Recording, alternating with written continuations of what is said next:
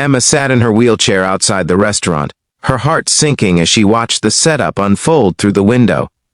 She had known something was off when her coworkers insisted she join them for dinner.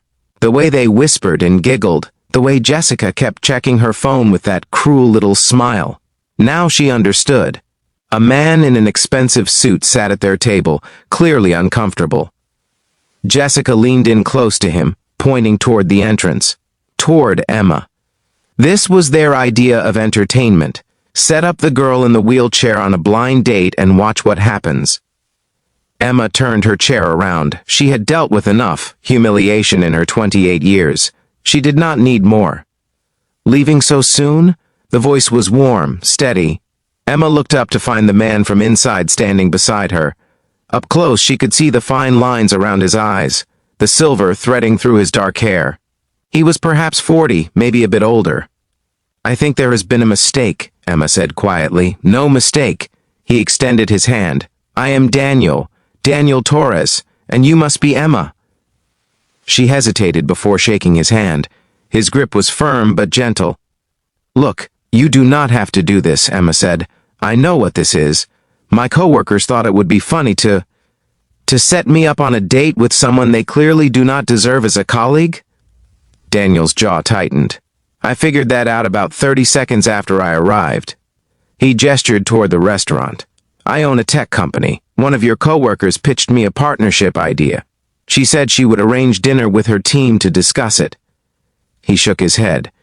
"I should have known better when she kept steering the conversation toward her single friends." Emma felt her cheeks burn. "I am so sorry. You should go. You do not need to." "Emma." Daniel crouched down so they were eye level. "I have been widowed for 3 years. I have a 7-year-old daughter who asks me every day why I am always alone. I came here tonight because I am tired of empty rooms and silent dinners." He paused, and Emma saw something raw in his eyes. "So here is what I propose," he continued. "There is a small Italian place 2 blocks from here, family-owned. They make the best carbonara in the city. We could go there, have a real dinner, and you could tell me whether your coworkers are always this cruel or if tonight is special." Emma studied his face. There was no pity there, no awkwardness, just honest kindness. "Why?" she whispered. "Because 3 years ago I sat in a hospital room and watched my wife slip away, and the thing that haunted me most was remembering all the times we almost went out to dinner but did not. All the times we said maybe tomorrow." His voice grew soft. "Life is too short to let other people's cruelty steal our moments of joy." Emma felt tears prick her eyes. She nodded. Daniel stood and moved behind her wheelchair. "May I?" "Yes." As they moved past the restaurant window, Emma caught a glimpse of Jessica's shocked face. For once, the joke was not on her. The Italian restaurant was indeed small, tucked between a bookstore and a flower shop.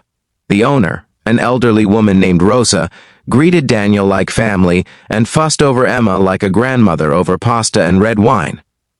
Emma learned that Daniel had built his company from nothing, that his daughter Lily loved dinosaurs and wanted to be a paleontologist, that he still wore his wedding ring on a chain around his neck.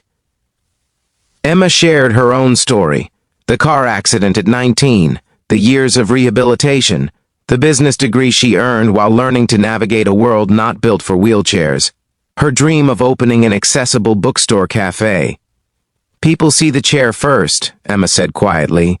"They decide who I am before I say a word." "I know something about that," Daniel replied. "People see the CEO, the money, the success.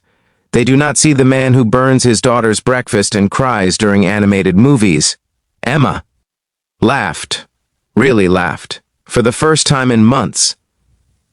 As Rosa brought them tiramisu, Daniel grew serious. "I want to be honest with you," he said. "I am not looking for someone to fill the space my wife left. That space will always be hers. But I am looking for someone to help me build something new, something different but equally beautiful." He reached across the table. Emma placed her hand in his. "I am tired of being brave alone," she whispered. "Then maybe," Daniel said softly, "we could try being brave together."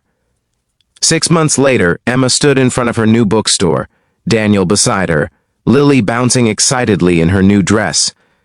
The sign above the door read Second Chapters. Inside, every aisle was wheelchair accessible. Every table was thoughtfully placed. Every corner was designed with care. Jessica and the others from her old office had been invited. They stood awkwardly near the back, watching as Emma cut the ribbon after the ceremony. Jessica approached. "Emma, I want to apologize for—" "I know," Emma said simply. She looked at Daniel and Lily, at Rosa from the restaurant bringing a tray of cannoli, at the community that had gathered to celebrate with her. "But I want to thank you," Emma continued. "That night, you tried to make me feel small. Instead, you gave me the push I needed to find people who see me as I really am." She squeezed Daniel's hand. "Sometimes the cruelest moments lead us to the greatest kindness." As the sun set, Emma watched Lily drag her father toward the children's section, already planning which dinosaur books to read first, and she smiled, because she had learned that life's most beautiful chapters often begin on the pages we never expected to turn. If this story touched your heart, please like, share, and subscribe. Leave a comment below about a moment when unexpected kindness changed your life. Your story might inspire someone who needs hope today.